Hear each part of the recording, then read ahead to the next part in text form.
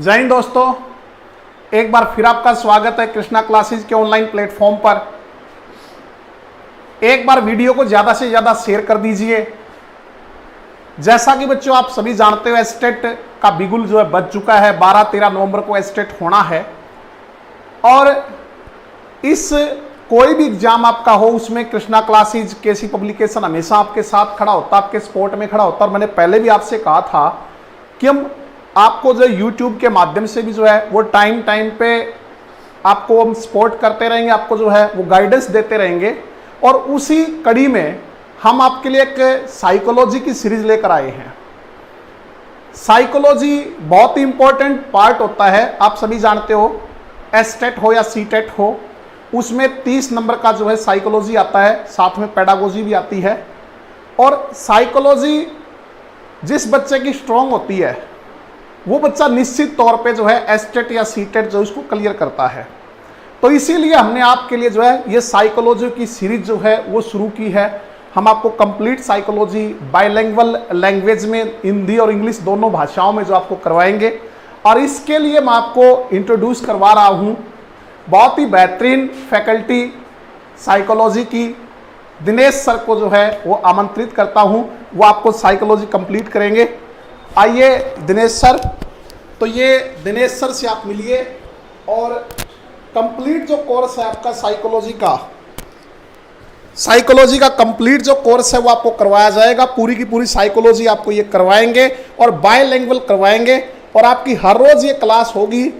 आपका जो टाइम होगा 6:15 बजे रहेगा। आज थोड़ा सा लेट, जो मौसम खराब आप जानते हो उसके कारण थोड़ा सा लेट हुई क्लास, नहीं तो 6:15 बजे आपकी क्लास जो है वो हर रोज़ साइकोलॉजी की होगी। और आगे अब आप पढ़िए, दिनेश सर आपको जो है बताएंगे।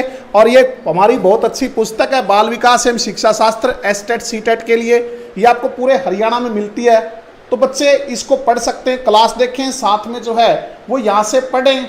इसके अंदर पूरी थ्योरी और साथ में ऑब्जेक्टिव क्वेश्चन जो हैं वो दिए गए हैं। और अगर मैं कंटेंट की बात करूं तो इसमें 14 चैप्टर जो है वो कवर किए हैं। शिक्षा, मनोविज्ञान, चाइल्ड डेवलपमेंट, लर्निंग है, मोटिवेशन है, पर्सनैलिटी है, intelligence, individual differences, adjustment, creativity. इसके बाद development and application in education.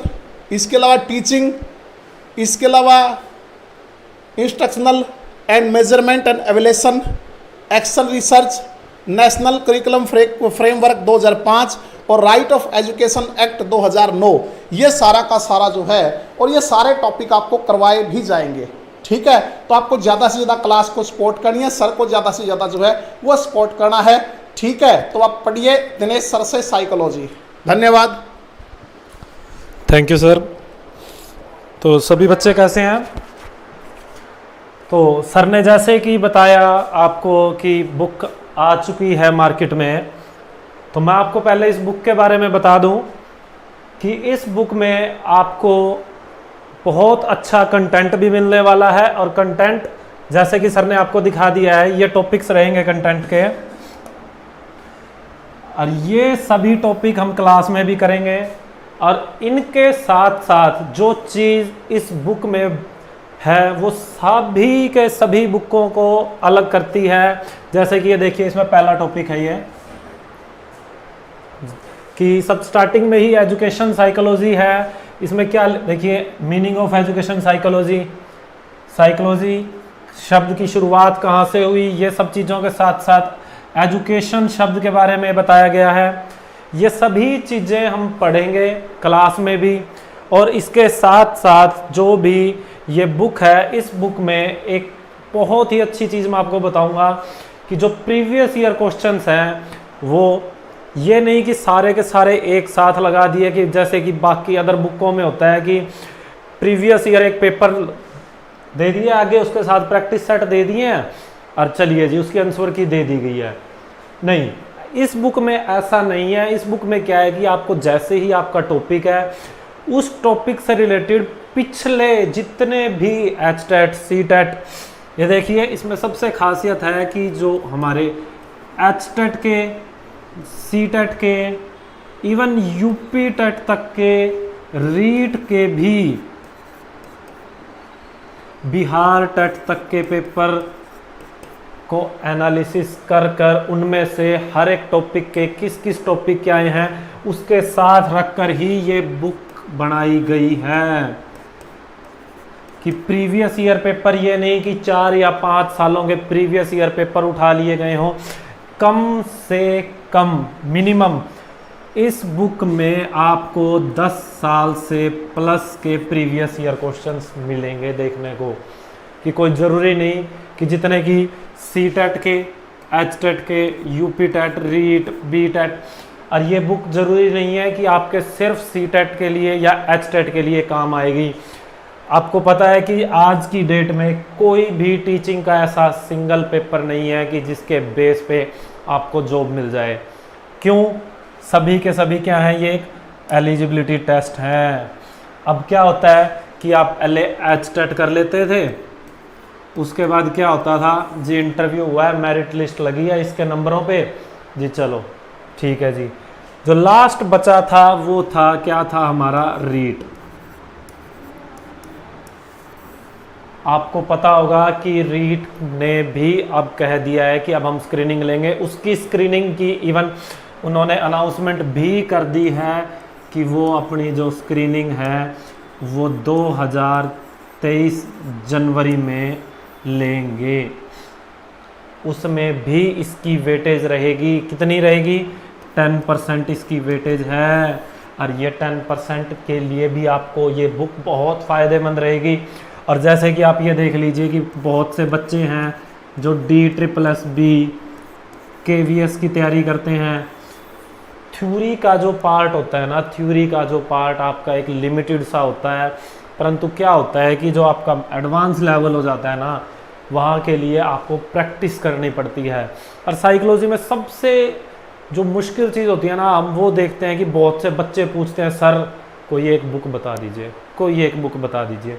तो ये लीजिए आपके सामने वो एक बुक आ चुकी है, तो इसके अंदर से आप प्रैक्टिस भी कीजिएगा। तो प्रैक्टिस और थ्योरी दोनों की दोनों इस बुक में भरपूर दी हुई है।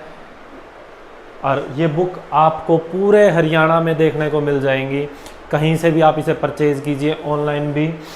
तो और एक चीज़ हमेशा याद रखिएगा, जो इसका पब्लिकेशन हाउस है वो है कृष्णा क्लासेस, और राइटर जो है वो हैं हमारे पंघाल सर। ये चीज़ याद रखिएगा, ये दोनों चीज़ें इम्पोर्टेंट हैं। किसी अदर बुक मार्केट में बहुत आती हैं, आप कंपैरिजन करके देख लीजिएगा इस बुक में और उस बुक में क्या डिफरेंस रहेगा। तो अब आज हम हमारा एक छोटा सा टॉपिक शुरू करेंगे।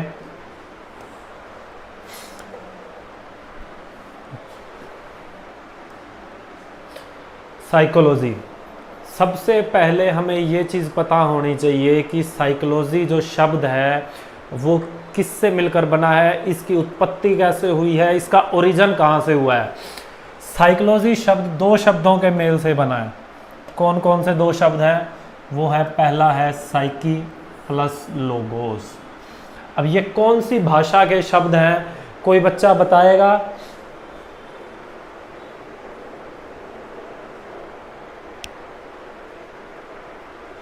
जल्दी से कमेंट करके बताइए कि ये कौन सी भाषा के शब्द हैं। ये हैं ग्रीक भाषा के शब्द। ये दोनों के दोनों कौन सी भाषा के शब्द हैं? ये ग्रीक भाषा के शब्द हैं। क्या है? Psyche plus logos. और हिंदी में भी इनका एज इट इज़ ही नाम रहेगा। बाइलिंगुअल आपको करवाई जाएगी यहाँ, जैसे कि आपको सर बता के गए थे। परंतु साइकोलॉजी में कुछ शब्द ऐसे होते हैं जो एज इट इज़ ही हिंदी में होंगे और एज इट इज़ ही इंग्लिश में होंगे। तो उनमें कंफ्यूज मत होइएगा कि सर इसका हिंदी का अनुवाद बताइए, इसका इंग्लिश का अनुवाद बताइए। जो चीज़ आपके लिए द बेस्ट होगी, जो ऑथेंटिक होगी, वो ही आपको यहाँ करवाई जाएगी। तो बताइए कि साइकी शब्द का जो मतलब है वो क्या होता है? कोई बच्चा बताना चाहेगा?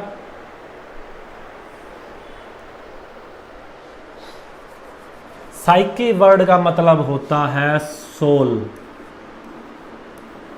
अब सोल को हिंदी में हम क्या कहते हैं? इसको हम कहते हैं आत्मा। सोल को क्या कहते हैं? आत्मा। और लोगोस का मतलब होता है अध्ययन करना। या फिर इसका हम कई बार मतलब जो समझ लेते हैं कि विज्ञान।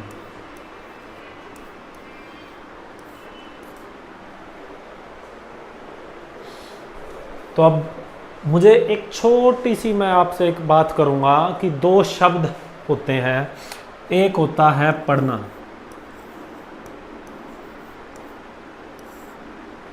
ठीक है, दूसरा शब्द होता है अध्ययन करना। इन दोनों में कोई बच्चा क्या ये बताना चाहेगा कि क्या डिफरेंस होता है? ये इसी तरह से आपकी पेडागोगी बनती है, जो कि आपको पता होना चाहिए। बताइए जल्दी से कि पढ़ना और अध्ययन करना दोनों में क्या फर्क होता है? कोई बच्चा बताना चाहेगा?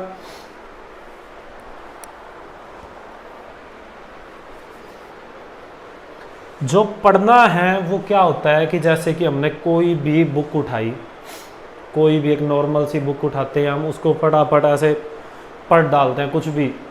पर अध्ययन करना क्या होता है कि अध्ययन करने का जो अर्थ होता है ना, वो ये होता है कि हमने उसकी डिटेल्ड स्टडी की है, अर्थात कि जो हमें दिया गया है हमने उसे सिर्फ एक ऊपर से ओवरऑल रीडिंग लेना कहते हैं वो नहीं किया है, हमने उसको अच्छे से पढ़ा है, उसका हमें मतलब पता है, उसका अर्थ पता है कि उसको हम उसमें से अगर हमसे कुछ भी पूछा जाए तो हमें उसका जवाब है, हम उसका जवाब दे सकते हैं। इसे इंग्लिश में कह दिया जाता है रीडिंग, कहते हैं ना कॉम्प्रीहेंशन। कॉम्प्रीहेंशन में से ही कहते हैं ना कॉम्प्रीहेंशन पैसेज आएगा, अनसीन पैसेज आएगा। उसका मतलब क्या होता है? उसका मतलब ये होता है कि आपको एक पैराग्राफ दिया जाएगा, आपको उसका अध्ययन करना है, ना कि पढ़ना है। उसका पढ़ना मतलब नहीं होता, उसका मतलब क्या होता है कि आपको उसका अध्ययन करना है, कि उसकी अच्छे से डिटेल्ड स्टडी करो, कि उसको ध्यानपूर्वक पढ़िए और उसमें से उसके क्वेश्चनों का, उसके प्रश्नों का उत्तर दीजिए। कि जब 18वीं शताब्दी में जो था वो क्या था कि साइकोलॉजी को क्या कहा जाता था कि उसे कहा जाता था आत्मा का विज्ञान। उसे क्या कहा जाता था? उसे कहा जाता था कि ये क्या है? ये एक आत्मा का विज्ञान है।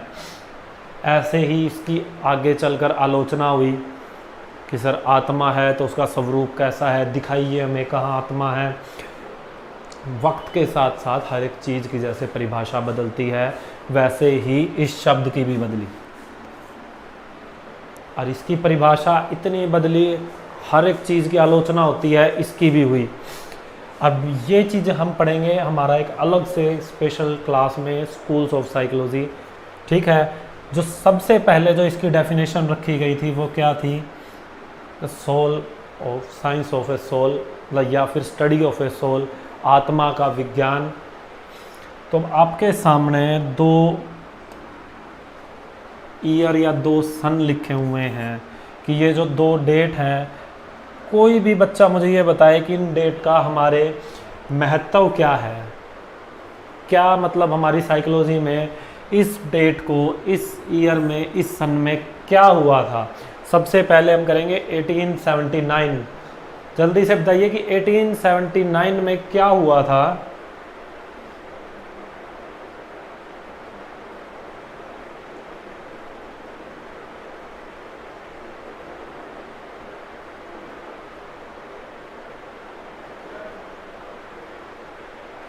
ये एक बच्चे का कमेंट आया कि सर लर्न और रीड सेम है। जी नहीं, रीड का मतलब होता है सिर्फ उसको पढ़ना, और लर्न का मतलब क्या होता है कि उसे याद करना।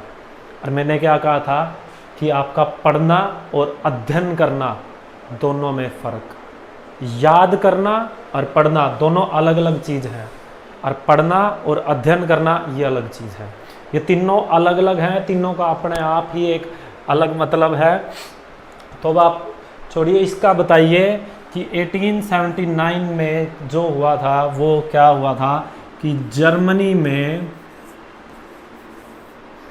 हमारी साइकोलॉजी की फर्स्ट लेबोरेटरी, प्रथम प्रयोगशाला खुली थी। और कहाँ खुली थी जर्मनी में? वो खुली थी लिप्जिंग में। और किसने खोली थी? कोई बच्चा बताना चाहेगा कि जल्दी से कमेंट कीजिए कि किसने खोली थी फर्स्ट लेबोरेटरी ऑफ साइकोलॉजी? वो खोली थी विलियम वुंट ने।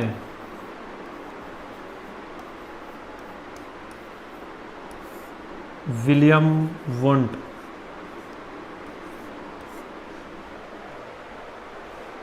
और एक चीज़ और याद रखिएगा, यहाँ से क्वेश्चन बनता है एक कि जो प्रैक्टिकल साइकोलॉजी है जो हमारी, उसके फादर कौन थे? वो थे विलियम वुंट। और क्यों थे? जर्मनी के लिप्जिंग शहर में इन्होंने अपनी यूनिवर्सिटी में एक लेबोरेटरी खोली थी साइकोलॉजी की, प्रथम प्रयोगशाला खोली थी। और कब खोली थी? 1879 में। ये दोनों डेट्स ही इम्पोर्टेंट है। अब ये बताइए कि 1916 में क्या हुआ था? 1916 में क्या हुआ था? 1916 में इंडिया में फर्स्ट लेबोरेटरी खुली थी साइकोलॉजी की, प्रथम प्रयोगशाला खुली थी। अब कोई बच्चा ये बताएगा कि ये कहाँ खुली थी? ये खुली थी हमारे कलकत्ता में।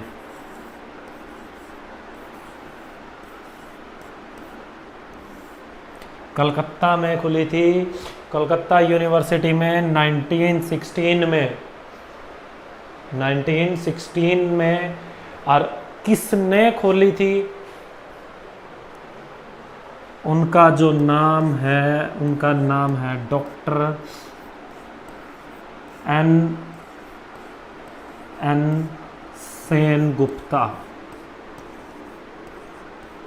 किसने खोली थी? डॉक्टर एन सेनगुप्ता ने फर्स्ट लेबोरेटरी खोली थी। कहाँ खोली थी? इंडिया में। कब खोली थी? 1916 में।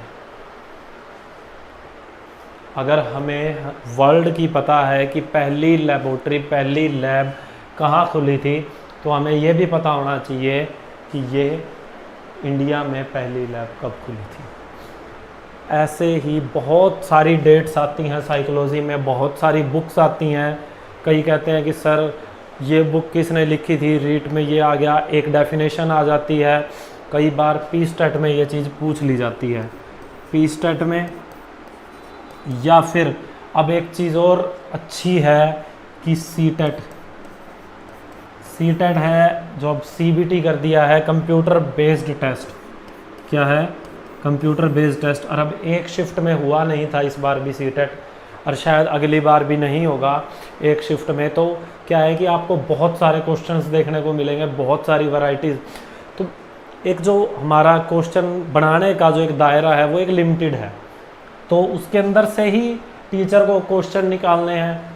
तो इसलिए आपको ये नहीं पता कि आपका किस शिफ्ट में एग्ज़ाम आएगा, उसमें क्या आएगा, उसका डिफ़िकल्टी लेवल क्या होगा। तो इसीलिए हमें थोड़ी सी अपने लेवल से जो ऊपर की है वो तैयारी करके चलना पड़ेगा इस बार।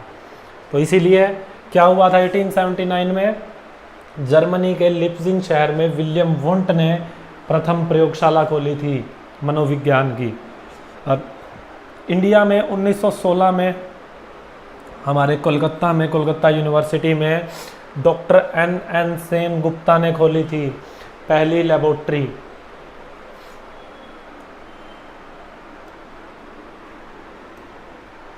अब जैसे कि आपके सामने कि ये छोटी सी डेफिनेशंस है, ये पढ़िए आप। कि पहले कहा जाता था कि हमें पढ़ते रहे हैं कि क्या है कि जो हमारी साइकोलॉजी है, हमारा मनोविज्ञान है, वो क्या है? मानव के व्यवहार का विज्ञान है। The scientific study of human behaviour is called psychology. परंतु अब आप एक बार ये चीज़ पढ़िए, ये हिंदी और इंग्लिश दोनों में लिखी गई है। Psychology is defined formally as a science which studies mental process, experiences and behaviour. मनोविज्ञान को एक औपचारिक रूप से एक विज्ञान के रूप में परिभाषित किया गया है। सॉरी, एक चीज़ ये देखिएगा कि सबसे पहला जो वर्ड है एक विज्ञान के रूप में है। ये एक तरह की साइंटिफिक स्टडी है। साइंटिफिक स्टडी क्यों है? ये साइंटिफिक स्टडी इसलिए है क्योंकि हम इसमें रिसर्च भी करते हैं, हम इसमें प्लानिंग भी करते हैं, इसमें हम डाटा कलेक्शंस भी करते हैं, एनालिसिस भी करते हैं, फिर जाकर हम किसी एक मतलब कि मुद्दे पर पहुंचते हैं कि हाँ ये हमने एक्सपेरिमेंट किया है, इसका ये कंक्लूज़न है, इसका ये डाटा है हमारे पास, क्योंकि इसे एक साइंटिफिक तरीके से हम करते हैं। और दूसरा देखिए, परिभाषित के रूप में परिभाषित किया गया है जो मानसिक प्रक्रियाएं, जितनी भी उसकी मेंटल प्रोसेस है, जैसे कि उसके इमोशंस हैं, कई मेंटली डिसऑर्डर्स हो जाते हैं, लर्निंग डिसऑर्डर्स हो जाते हैं, उन सब चीज़ों की जानकारी भी इसी में मिलती है। और उसके अनुभव, एक्सपीरियंस और व्यवहार का अध्ययन करता है। कि अब आप ये देखिएगा कि जो इसके ब्रॉड पॉइंट्स हैं कि जो हमारी साइकोलॉजी है वो क्या करती है, वो हमारी मेंटल प्रोसेस, हमारे एक्सपीरियंसेस और हमारे बिहेवियर का क्या करती है, अध्ययन करती है, ना कि सिंपल भाषा में पढ़ना। आप पढ़ी हुई चीज़ को भूल जाते हैं, पर आप अध्ययन करिए किसी भी चीज़ का तो आपको इतनी जल्दी उस चीज़ को आप नहीं भूलेंगे।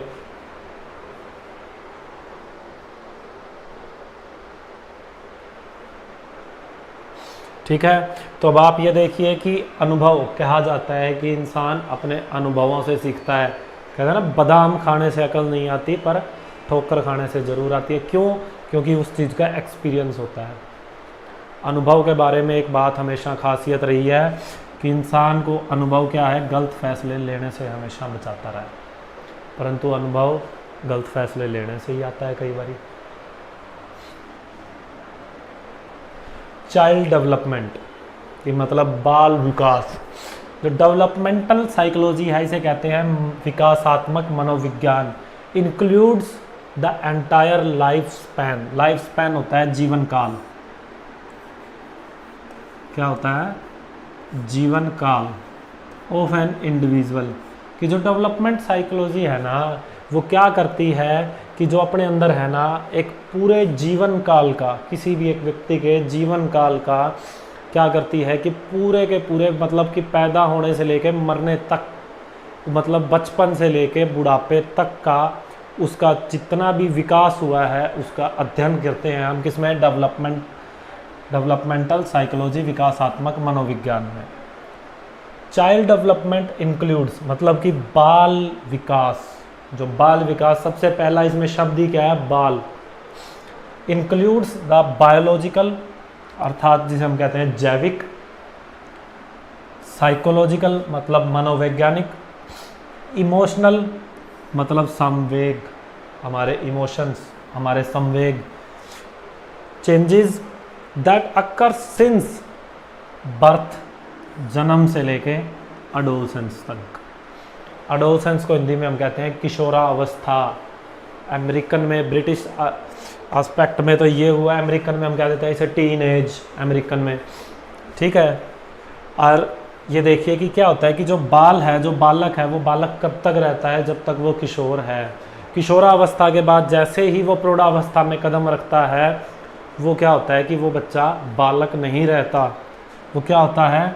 किशोरावस्था तक ही बालक माना जाता है। और हमारे बाल मनोविज्ञान में जो हम पढ़ते हैं वो पढ़ते हैं सिर्फ अडोलसेंस तक का। उसके ऊपर जो आ जाती हैं प्रौढ़ावस्था, फिर वृद्धावस्था, प्रौढ़ावस्था भी आगे 3 तरह की होती है, वो सब हमारे सिलेबस का हिस्सा नहीं है, तो इसलिए हम उसको डिस्कस नहीं करेंगे। हम सिर्फ किस पे ध्यान देंगे? चाइल्ड डेवलपमेंट पर। और एक डेफिनेशन जो एचटेट के लिए बहुत ही प्यारी और बहुत ही फेमस है और वो बहुत बार पूछी भी हुई है, वो ये है आपके सामने। जॉन लोके की जो डेफिनेशन है, जॉन लॉक कहते हैं इसे, the mind of a child is tabula rasa. ये डेफिनेशन पहले भी एचटेट में आई हुई है और क्या पता इस बार सीटेट में आ जाए या एचटेट के किसी और लेवल में रिपीट हो जाए। तो स्टार लगा लीजिए इस पर। ये क्या है? ये एक क्या है? मोस्ट इम्पोर्टेंट है। अब कोई भी बच्चा मुझे ये बताएगा कि टैबुला रासा का मतलब क्या होता है, कि टैबुला रासा क्या होता है? जल्दी से बताइए कोई। जो टैबुला रासा होता है, टैबुला रासा का जो मतलब होता है वो होता है ब्लैंक स्लेट, जिसे हम कह देते हैं एक तरह से खाली तख्ती। पहले ज़माने में हम तख्ती यूज़ किया करते थे, कलम और शाही की बात होती थी। आजकल तो पेन आ गए हैं, डिजिटल हो गया है सब कुछ। जॉन लोके ने क्या कहा था कि जो बच्चे का दिमाग है ना, वो एक खाली स्लेट की तरह है, कि मतलब आप जो चाहे मर्जी आप उस पर लिख सकते हैं, आप जैसा चाहे बच्चे को वैसा बना सकते हैं। तो ये डेफिनेशन किसकी थी? ये थी जॉन लॉक की।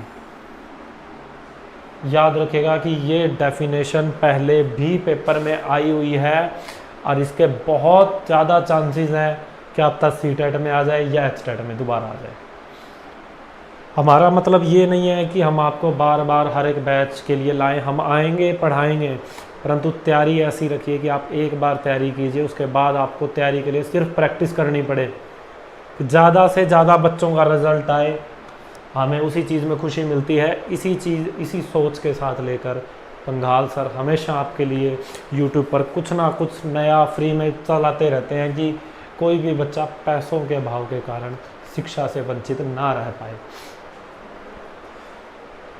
चलिए हम आगे अपना टॉपिक कंटिन्यू करते हैं। अब आते हैं चाइल्ड डेवलपमेंट एंड ग्रोथ।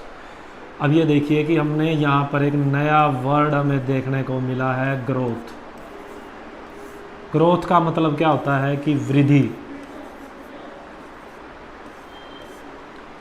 अब ग्रोथ से आप क्या चीज़ समझते हैं कि कहते हैं ना, अरे यार इसकी तो ग्रोथ ही बहुत होगी यार, चाहे वो ग्रोथ ह्यूमन में हो चाहे वो प्लांट्स में हो, पर हमें यहाँ बात किसकी करनी है? ह्यूमन की। ठीक है, तो क्या होता है कि उसके जो शरीर में परिवर्तन होते हैं कुछ ना कुछ, या फिर उसके भार में परिवर्तन हो जाता है, अर्थात उसके वेट में, या फिर क्या हो जाता है उसकी लंबाई में परिवर्तन।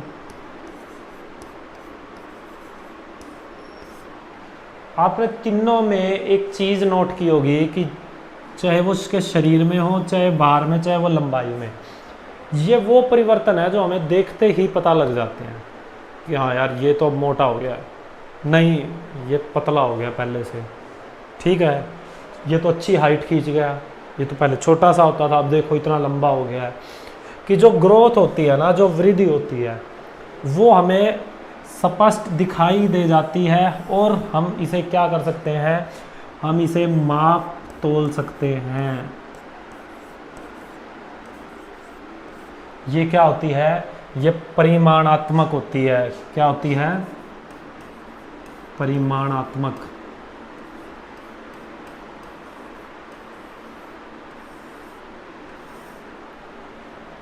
याद रखिएगा कि वो चेंजेस जो हमें देखते ही पता लग जाएं और हम उन्हें माप सकें। क्या आप ये कह सकते हैं हाँ जी इसमें तो यार पहले दिमाग नहीं था अब इसमें दिमाग आ गया, पहले तो इसके अंदर था 500 ग्राम, ठीक है अब इसका दिमाग हो गया भाई 1500 ग्राम हो गया भाई, 1.5 किलो दिमाग हो गया इसमें। क्या ऐसे हो सकता है? नहीं। क्यों? क्योंकि वो क्या है? वो बच्चे की बुद्धि लब्धि है, हम उसे माप नहीं सकते, हम उसका अवलोकन कर सकते हैं, हम उसे ऑब्जर्व कर सकते हैं कि हमने उसको ऑब्जर्व किया है सर यार उसको पहले कुछ नहीं आता था अब उसको ज़्यादा आने लग गया, कि मतलब क्या है उसका जो है उसके बुद्धि में उसके ज्ञान में वृद्धि हुई है। क्या ये कह सकते हैं कि हाँ भाई साहब चलो जी मार्केट से मिलता है ले आते हैं? कहते सर ऐसा है जी वहाँ उस दुकान पे ना अच्छा दिमाग मिल रहा है, मैं तो वहाँ से 5 किलो ले आया सस्ते रेट में मिल रहा था।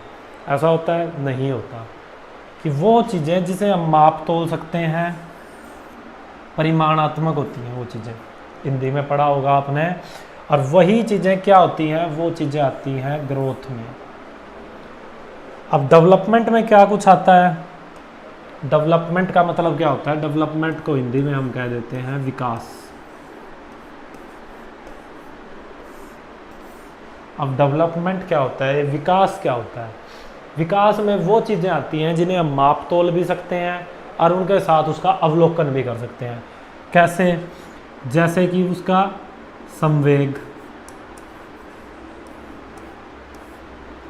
बुद्धि लब्धि जिसे हम कह देते हैं उसका IQ, इंटेलिजेंस क्यूटेंट, ठीक है। ये सारी चीज़ें आ जाती हैं कि उसके संवेगों पर, उसका इमोशंस पर कैसा कंट्रोल है, ठीक है, वो कितना सामाजिक है,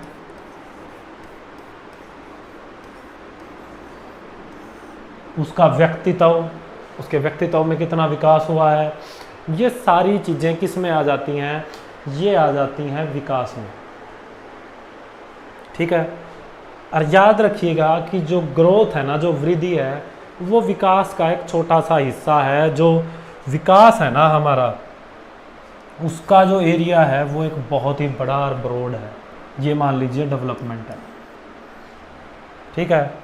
और क्या है कि जो हमारी वृद्धि है ना, वो इसका एक छोटा सा हिस्सा है। क्या है ये? ग्रोथ। कि जो डेवलपमेंट है ना, इसका एरिया बहुत ही बड़ा है। और जो डेवलपमेंट है ना, ये क्या है कि ये जीवन पर्यंत चलती है, लाइफ टाइम चलती है। और जो कि आपकी ग्रोथ है ना, ग्रोथ क्या होती है कि 20 साल तक बस मैक्सिमम, 20 साल के बाद उसकी जो ग्रोथ है ना, वो बिल्कुल एक पल के लिए रुक जाती है बस, कि जितना उसने बढ़ना है वो बढ़ चुका है, वो उससे ज़्यादा नहीं बढ़ेगा। अशोक जी, क्लास की टाइमिंग, क्लास के बिल्कुल स्टार्टिंग में पंगाल सर ने ही अनाउंस कर दी थी कि 6:15 बजे रहेगा कल से टाइम। आज मौसम की खराबी के कारण थोड़ा सा 10-15 मिनट हम डिले हुए हैं, वरना कल से डेली 6:15 बजे सेम टाइम रहेगा। जो ग्रोथ है ना, वो 20 साल तक रुक जाती है। परंतु एक चीज़ और याद रखिएगा, एक लाइन बोलूँगा, ध्यान से सुनिएगा और एज इट इज़ जो अभी आप अपने नोट्स बना रहे हैं उसमें लिख लीजिएगा।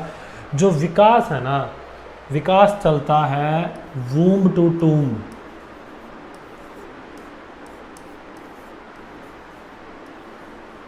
अब कई बच्चे कहेंगे बोला सर ये क्या है, मैं आपको हिंदी में भी इसका अनुवाद करवाता हूँ।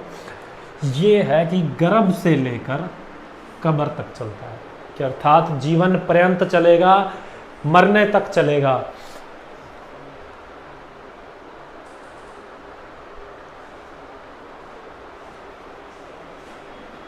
कि जो विकास है वो गर्भ से लेकर मृत्यु तक चलता है।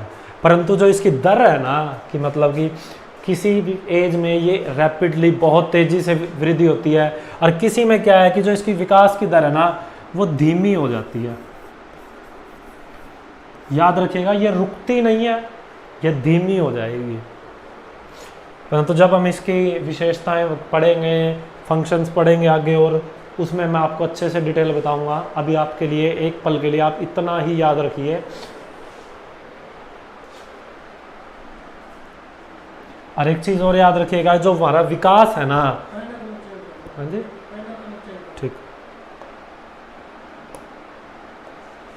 जो विकास है ना, विकास क्या है कि विकास एक सार्वभौमिक है, ये यूनिवर्सल है।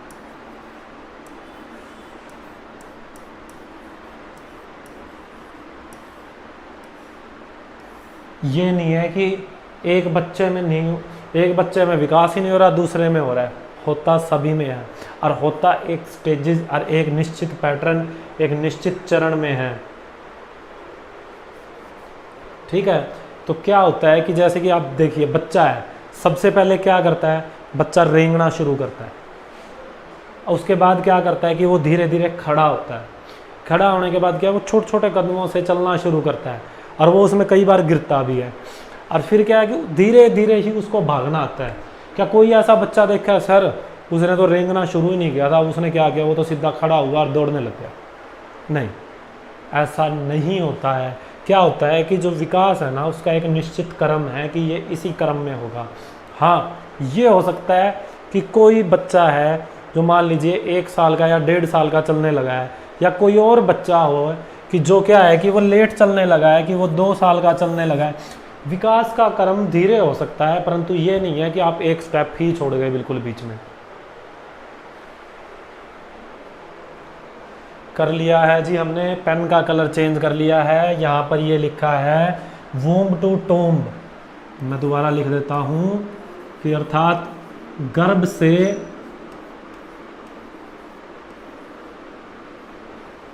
कब्र तक, ये है ग्रोथ। अप्रोक्सीमेटली 20 वर्ष तक चलती है, ये यही लिखा गया है।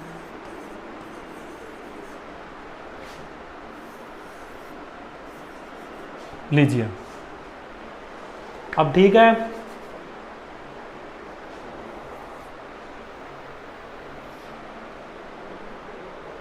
और जो कि वृद्धि है, जो ग्रोथ है, वो भी हर किसी में होती है, परंतु एक लिमिट तक। हर किसी में अलग अलग होती है ग्रोथ। अब ये देखिए, जो broad area of development, PRT में लेवल 1 में इसी तरह के ये as it is question direct आ जाते हैं, और ये क्वेश्चन भी आया हुआ है पीआरटी में। मैंने खुद ने देखा है कि क्या है कि ब्रॉड एरिया ऑफ डेवलपमेंट के जो विस्तृत, ब्रॉड का मतलब होता है विस्तृत एरिया, मतलब विस्तृत क्षेत्र कौन कौन से हैं। कई बार ऑप्शंस में ये 3 होते हैं। पेन का कलर बताइएगा विजिबल है या नहीं इस बार, blue colour.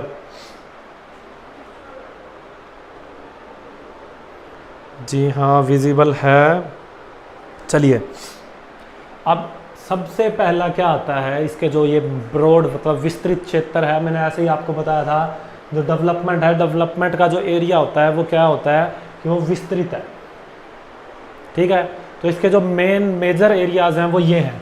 Physical development, physical development क्या होता है कि जो उसकी शारीरिक, जो उसमें विकास हुआ है, कि उसमें मतलब कि कितनी तेज़ी से उसकी शरीर की जो क्षमता है बड़ी हैं, कि उसने चलना शुरू कब किया है, बोलना कब शुरू किया है। अब ये चीज़ें देखिए, फिजिकल जो डेवलपमेंट है ना, इसके आगे 2 पार्ट्स होते हैं, दोनों ही मोस्ट इम्पोर्टेंट हैं और बहुत ही इजी हैं। सबसे इजी मेरे को वही लगते हैं कि जो फिजिकल डेवलपमेंट है ना, जो इसका सब पार्ट है, वो पहला ये है, क्या है, ग्रॉस मोटर स्किल।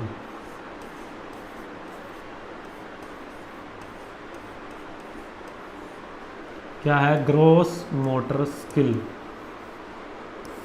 अब हिंदी में इसे क्या कहते हैं, हिंदी में इसे कहते हैं स्थूल गतिक कौशल।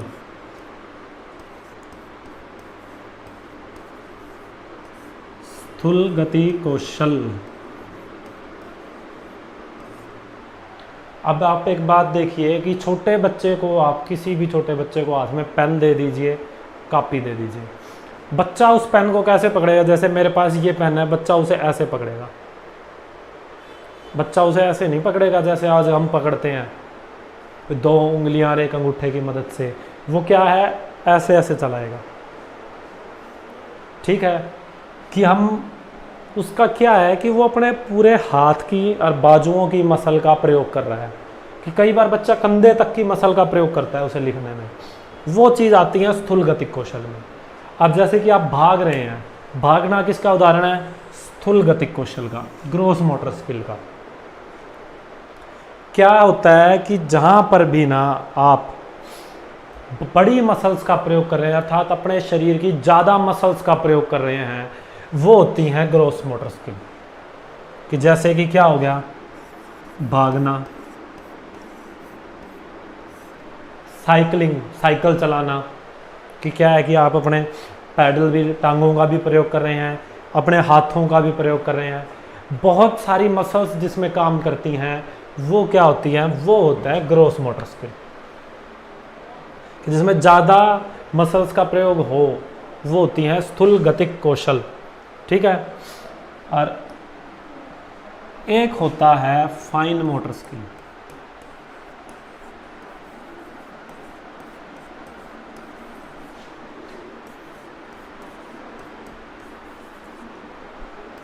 हिंदी में इसे कह देते हैं सूक्ष्म गतिक कौशल।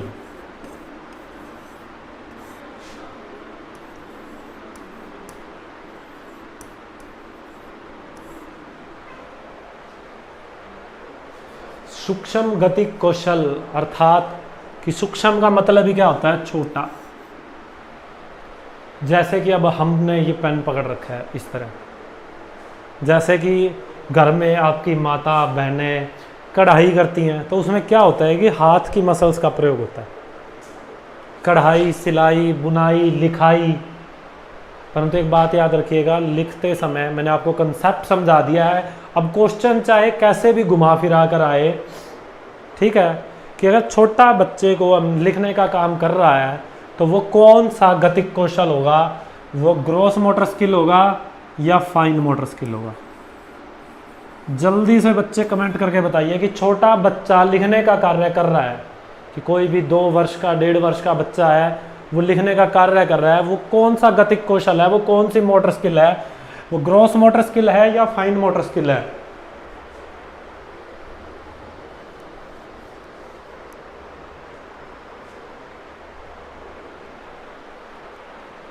जल्दी से बताइए कि पहले ही कौन सा स्किल होगा, वो ग्रॉस मोटर स्किल होगी या फाइन मोटर स्किल होगी।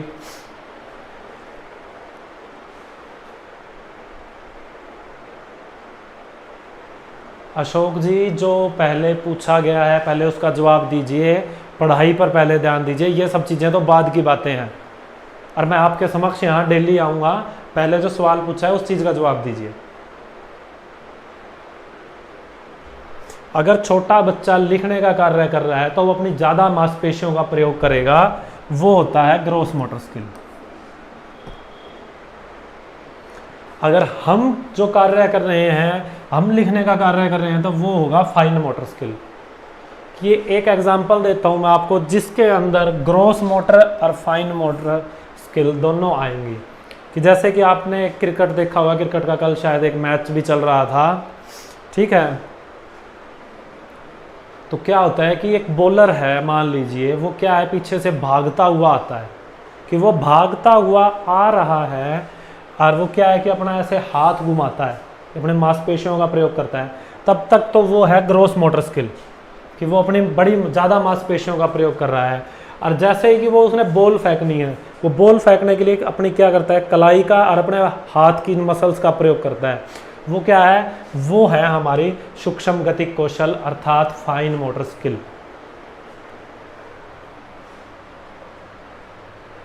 ग्रोथ के बारे में हम पढ़ चुके हैं कि ये ग्रोथ क्या है कि एक लिमिटेड अर्थात मैक्सिमम 20 वर्ष तक चलती है और उसके बाद क्या है, ये रुक जाती है। ये परिमाणात्मक होती है, जिसे मापा तोला जा सकता है, जैसे कि हमारा भार, लंबाई में वृद्धि, शरीर के आकार में परिवर्तन, ये सब चीज़ें इसके अंदर आती हैं कि जिसे हम देखते ही पहचान जाते हैं कि हाँ, हमें देखने से पता लग जाता है या उसका मापन किया जा सकता है।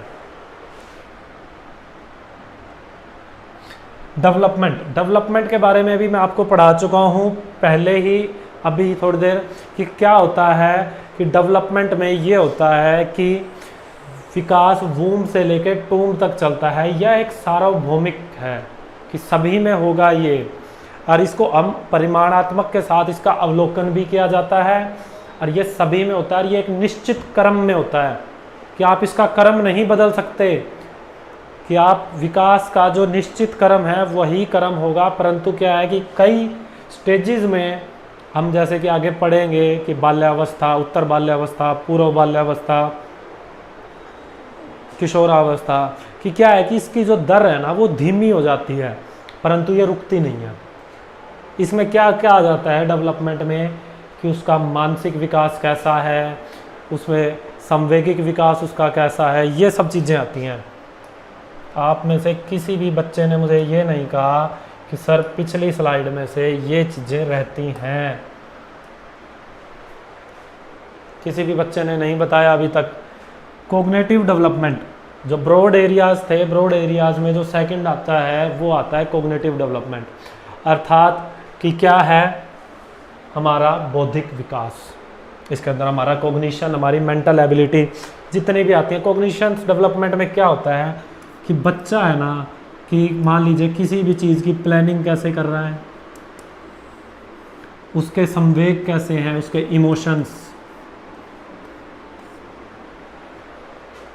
इमोशंस कैसे हैं, उसकी प्रॉब्लम जो सॉल्विंग है वो कितनी अच्छी है, लॉजिक अर्थात तर्क वो कैसा है, उसका लॉजिक चिंतन जिसे हम कह देते हैं, थिंकिंग मूर्त है या अमूर्त है, एब्स्ट्रैक्ट कह देते हैं जिसे हम कॉन्क्रीट और एब्स्ट्रैक्ट। कि बहुत से बच्चों को सबसे ज़्यादा कन्फ्यूजन इसी चीज़ में होती है कि सर कॉन्क्रीट और एब्स्ट्रैक्ट, मूर्त अमूर्त में कई बार हम कन्फ्यूज़ हो जाते हैं। तो इनका बेसिक सा एक छोटा सा फंडा है, वो भी बताएंगे हम आपको अगली क्लास में। अब आ जाते हैं सोशल डेवलपमेंट की, वो कितना सामाजिक है, कि वो समाज में अपने आप को कितना एडजस्ट कर पा रहा है, समाज से कितना अडेप्ट कर पा रहा है, कि अपने अंदर किस तरह उनसे समाज से सीख पा रहा है, अपना समायोजन कर पा रहा है या नहीं कर पा रहा है। इमोशनल डेवलपमेंट अर्थात संवेग कितना है, कि बच्चे का अपने संवेगों पर कितना नियंत्रण है, कि बच्चा अपने आप को कैसे कंट्रोल कर लेता है। कि छोटा बच्चा क्या होता है, उसका अपना इमोशनल डेवलपमेंट होता है इतना नहीं। कि जब आप छोटे थे, आप याद कीजिए अपने माता पिता के सामने कितनी जिद करते थे कि सर मुझे नहीं पता, मैं तो ठंडा पीऊँगा, आइसक्रीम खाऊंगा ही खाऊंगा। ये तो पहले छोटे होते थे जब आया करते थे, गोली वाला बत्ता आया करता था, याद है किसी को? ठीक है, आज 2-2 रुपए की आइसक्रीम मिला करती थी, 2 रुपए मिलते हैं और हम आइसक्रीम खाएंगे। ठीक है, वो आया करता था, वो दबाया करता था, पोंपी की आवाज़ आया करती थी उसमें से। कि क्या है कि उस समय जो हमारा संवेगिक इमोशनल डेवलपमेंट में था वो क्या था। और आज के समय में आपके माता पिता किसी चीज़ से आपको मना कर देते हैं, तो क्या आप छोटे बच्चे की तरह उनकी तरह जिद करते हैं जैसे छोटे होते करते थे? नहीं। क्या हुआ है कि जो हमारा संवेगिक विकास हो चुका है, हमें पता है कि हमें किस चीज़ के कहाँ पर किसके सामने कैसे हमारे इमोशंस को कंट्रोल करना है और कैसे नहीं करना।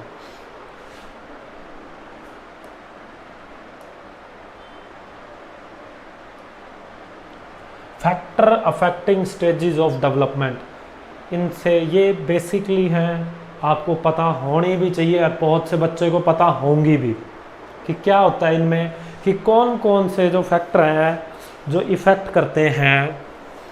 2 तरह के होते हैं। मैं आपसे एक छोटी सी चीज़ पूछूंगा। एक होता है नेचर,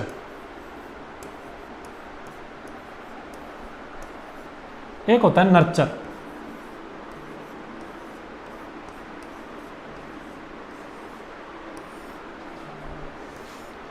कोई भी बच्चा मुझे ये बताए कि नेचर और नर्चर में क्या फ़र्क होता है, कि नेचर क्या होता है और नर्चर क्या होता है। अगर आपको इन चीज़ों में फ़र्क पता है तो आपको मोस्टली हर एक चीज़ के फैक्टर्स का पता लग जाएगा, किस चीज़ पे क्या चीज़ इफेक्ट डालती है। बताइए जल्दी से कि नेचर और नर्चर दोनों में क्या डिफरेंस है। कि हम ये वर्ड तो हमने बहुत जगह सर सुना है, हम बहुत जगह प्रयोग भी करते हैं कि भाई उसका नेचर कैसा है।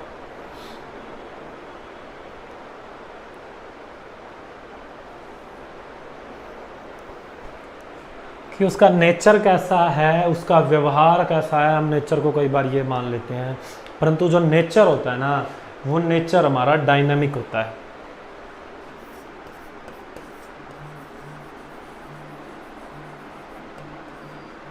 डायनामिक होता है कि कैसे, कि जो ये है ये स्थिर होता है।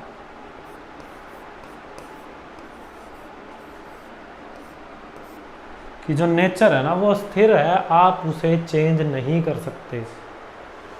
ये एक एज ए हेरिडिटी की तरह होता है। क्या होता है? आनुवांशिक हेरिडिटी।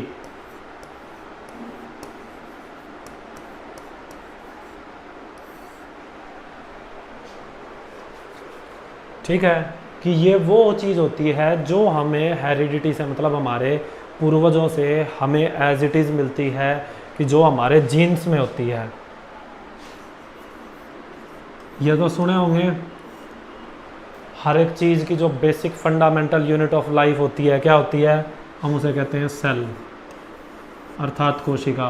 कोशिका के बीच में एक एनिमल में तो न्यूक्लियस होता है। न्यूक्लियस के अंदर क्या होते हैं? क्रोमोजोम्स। क्रोमोजोम्स के अंदर क्या होते हैं? क्रोमोजोम्स पे डीएनए, डीएनए पे क्या होते हैं? हमारे जीन्स। ये क्या होते हैं? जो जेनेटिक मटेरियल होते हैं, जो एज इट इज़ जो हमारे माता पिता के गुण हैं जो हमारे अंदर होते हैं, वो इन्हीं के कारण होते हैं। वो किस में पाए जाते हैं? सेल में।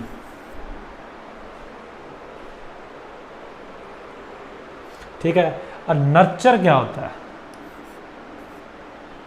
बताएगा कोई भी बच्चा? नर्चर का मतलब क्या होता है? ये क्या होते हैं? ये अस्थिर होता है। मैं बता दूं, वहां मैंने आपको स्थिर बताया था, अगर वो हेरिडिटी पे डिपेंड करते हैं ना, ये क्या होते हैं, ये होते हैं हमारा एनवायरनमेंट। एक तरह से क्या होता है कि हमारा एनवायरनमेंट,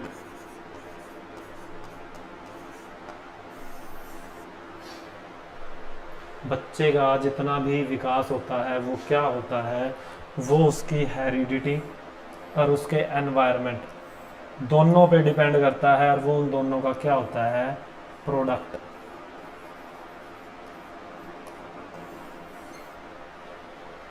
ये किसका इम्पोर्टेंट करेक्टरिस्टिक्स है भी है कि जो डेवलपमेंट है वो इज इक्वल टू में heredity into environment.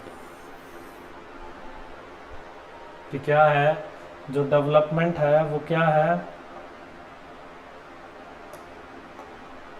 Heredity into environment. कई बार एग्जाम में ये भी लिखा जाता है development is equal to heredity plus environment, heredity minus environment, पर नहीं, वो दोनों का क्या है, प्रोडक्ट है, दोनों की क्या है, गुणा कहते हैं हम जिसे, वो है।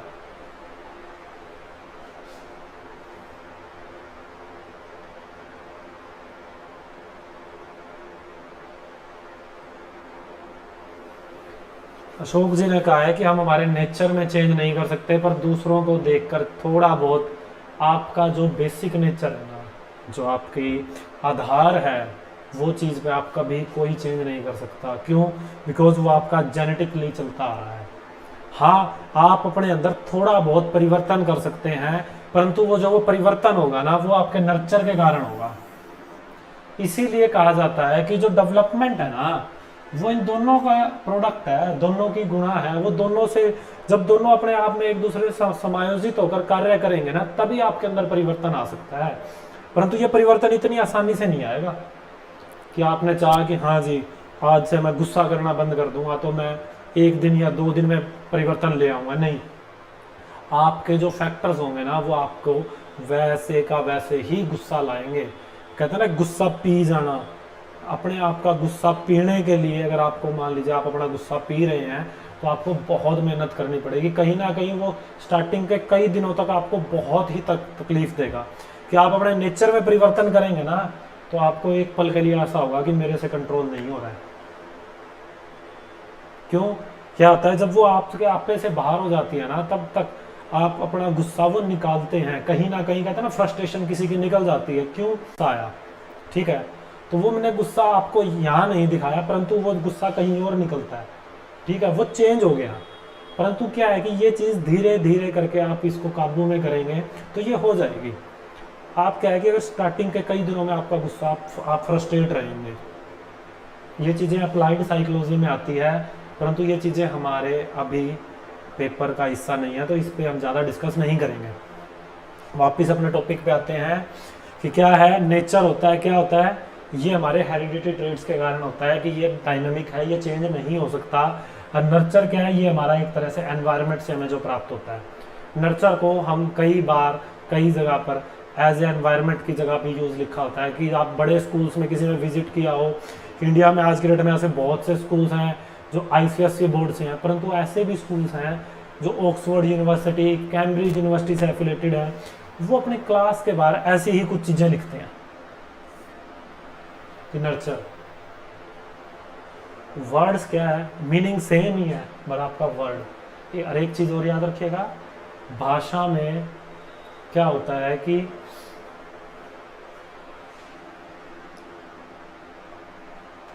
एक शब्द के एक से ज़्यादा अर्थ भी हो सकते हैं। चलिए इधर आइए, हेरिडिटी एक तरह से क्या हो गया, हमारा नेचर, और ये क्या हो गया, हमारा नर्चर।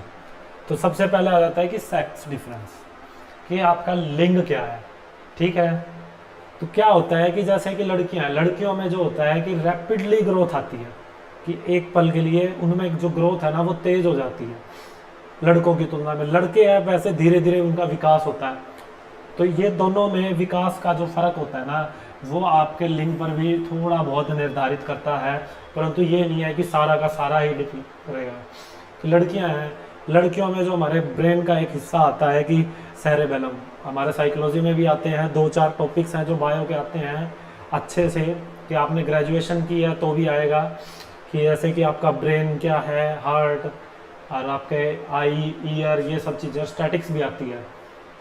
तो क्या है कि उनका जो माइंड है ना, चाहे बेशक वजन में हमसे कम होता है, ये साइंस कहती है कि जो वजन में कम होता है, पर जो उनके प्रयोग करने की क्षमता होती है ना, कि वो थोड़ी सी ज़्यादा होती है। और जो हमारा ब्रेन 25 साल की उम्र के बाद धीरे धीरे कम होने लग जाता है, और वो हमारा रैपिडली, मतलब लड़कियों की तुलना में हमारा ज़्यादा कम होता है, लड़कियों का कम। जो सेकंड चीज़ है हमारी रेस। अब इस रेस का कोई बच्चा मतलब बताए मुझे कि ये रेस का मतलब क्या है, कि रेस का मतलब क्या है कि यहाँ पर भाग दौड़ना। जो बच्चा ज़्यादा रेस, मतलब जिसकी रेस अच्छी है, वो क्या करेगा कि वो ज़्यादा से ज़्यादा वो कर देगा, क्या करेगा कि उसका जल्दी ग्रोथ हो जाएगी। इसका मतलब क्या ये है? नहीं। यहाँ जो रेस का मतलब है ना, यहाँ रेस का मतलब है कि आपकी प्रजाति या जाति क्या है। अब इसका मतलब क्या होता है कि कास्ट से मतलब नहीं है इनका, ये चीज़ याद रखिएगा कि आप किस एरिया में रह रहे हैं। कि आप आदिवासी लोगों में रह रहे हैं तो वहाँ पर उनका डेवलपमेंट बहुत कम है। कि जैसे कि अंडमान निकोबार के पास एक टापू है, जो मतलब कुछ द्वीप समूह है, कुछ ऐसे लैंड्स है जो आदिवासियों के लिए ही हैं, उनका डेवलपमेंट और एक आपके बच्चे का डेवलपमेंट जो हमारे यहाँ होता है, अपने बच्चे का मतलब, तो क्या दोनों सेम होंगे? नहीं। कि उस बच्चे को एनवायरनमेंट कैसा मिल रहा है, वो चीज़ भी डिपेंड करती है इस चीज़ पर कि आप कहाँ हो। दूसरा होता है इमोशंस। क्या होते हैं कि कई चीज़ों में कुछ ऐसे ट्रेड्स होते हैं जो हमारे, कहते हैं दादा से परदादा में, परदादा से दादा में, दादा से पिताजी में, पिताजी से हमने। जैसे कईयों में होता है कि उनकी जो आवाज़ होती है ना, उनकी टोन होती है, वो स्टार्टिंग से ही हैवी रहती है। क्या होता है, और वैसे ही जैसे बच्चा होता है, बड़ा होता है, मैच्योर हो जाता है, वही सेम टोन आ जाती है कि मतलब हैवी और तेज आवाज़। चाहे वो धीरे भी बोलने की कोशिश करे, परंतु हमें ऐसे ही लगता है कि भाई ये बहुत तेज बोल रहा है। आ जाता है फिजिकल स्ट्रक्चर। फिजिकल स्ट्रक्चर में ये हो जाता है कि जो उसका शरीर है, जो उसका बाहरी ढांचा है शरीर का, क्या वो सही है, कि उसको किसी तरह की कोई बीमारी ना हो। जैसे कि इसमें लिख रखा है इंटरनल स्ट्रक्चर, ठीक है, मतलब क्या है कि उसको किसी भी तरह की बीमारी नहीं हो, जैसे कि वो अपंग ना हो, कोई भी ऐसी बीमारी लग जाती है कि जो चाहे वो आंतरिक हो चाहे वो बाहरी हो, ठीक है, वो क्या करती है, वो बच्चे के विकास में रोक लगा देती है। कि बच्चे का जो विकास है ना, उसकी दर को बहुत धीमा कर देती है। अब जैसे कि एक बात बताइए, किसी बच्चे के पैर में तकलीफ है, तो क्या वो चलना है जो बचपन से ही है उसे, तो वो चलना क्या नॉर्मल बच्चे के साथ शुरू कर देगा, नॉर्मल बच्चे के मुकाबले? नहीं। वो क्या होगा कि वो धीरे धीरे चलाएगा। कि क्या है कि वो बहुत ही धीरे, क्या पता हुआ ऐसा हो कि वो 5 साल तक का हो जाए, उसे ढंग से चलना भी ना आए। और एवरेजली बच्चा क्या है कि 1.5 साल का या 2 साल का बच्चा आराम से चलना फिरना बहुत ईजीली कर लेता है। तो ये देखिए ना कितना फ़र्क आ गया। 5 साल का बच्चा है, उसे ढंग से चलना भी नहीं आ रहा, क्यों? क्योंकि उसे कोई किसी ना किसी तरह की उसमें दिक्कत है। इंटरनली का मतलब ये हो जाता है कि उसका मेंटली और जो उसका मेटाबॉलिज्म है, वो सब चीज़ें, लीवर, किडनी, हार्ट, ये सब चीज़ें उसकी काम कर रही हैं या नहीं। इस पॉइंट को यहाँ से काट कर यहाँ लिख लीजिएगा।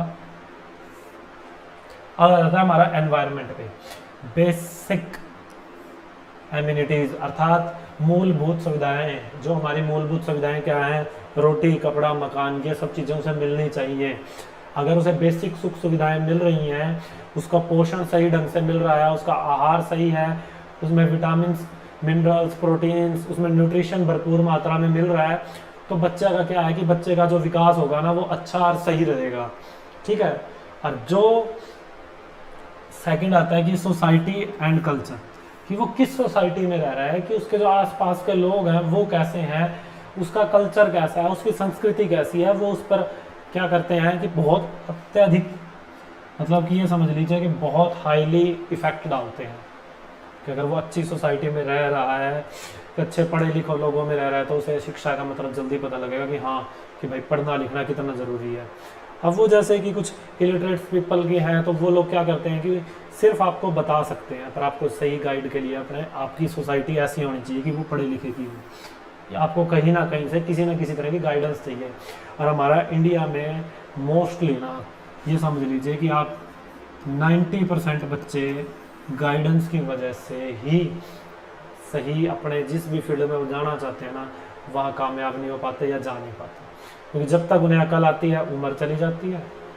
ठीक है, अगर उम्र नहीं गई होती तो क्या हो जाता है कि उनके पारिवारिक स्थितियाँ ऐसी हो जाती हैं, कोई ना कोई इफेक्ट्स आ ही जाता है। अगर आपके पास सही गाइडेंस है तो आप सही टाइम पे सही जगह सही कार्य कर सकते हैं।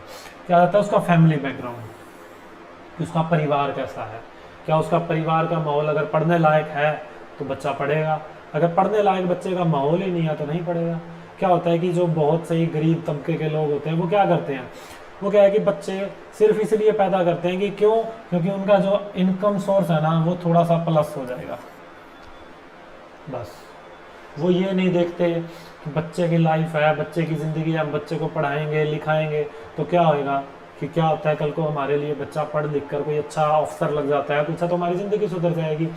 बट कुछ लोगों की आज भी जो मानसिकता है ना वो है, पर कहते हैं धीरे धीरे उन्होंने इस चीज़ को बदलना है, और इस चीज़ को बदलने में सबसे ज़्यादा सहायता कौन करता है, वो करते हैं टीचर्स। और जो कि आप लोग हैं या बनने वाले हैं, तो ये चीज़ हर एक चीज़, टीचर को नेशन बिल्डर कहा जाता है, कि राष्ट्र का निर्माता होता है।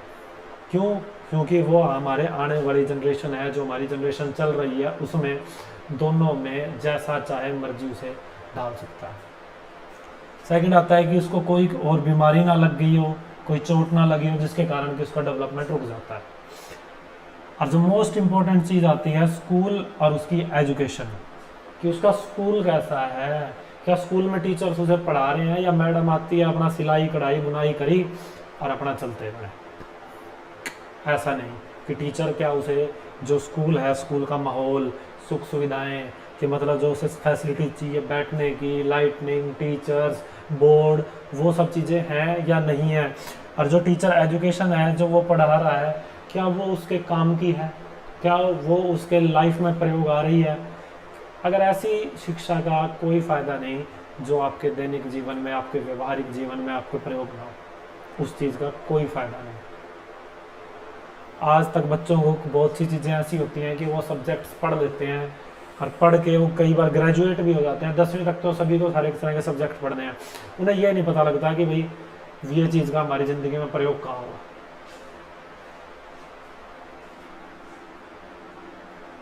तो आज के लिए हम इतना ही रखते हैं, बाकी हम करेंगे हमारी अगली क्लास में, कि हमने जो स्टेजेस ऑफ डेवलपमेंट, इनके कैरेक्टरिस्टिक्स। आज के लिए हम इतना ही रखते हैं। किसी का कोई डाउट है तो बताएं, जल्दी से कमेंट कर दें, नहीं आज की हम हमारी क्लास यहीं ऑफ कर रहे हैं।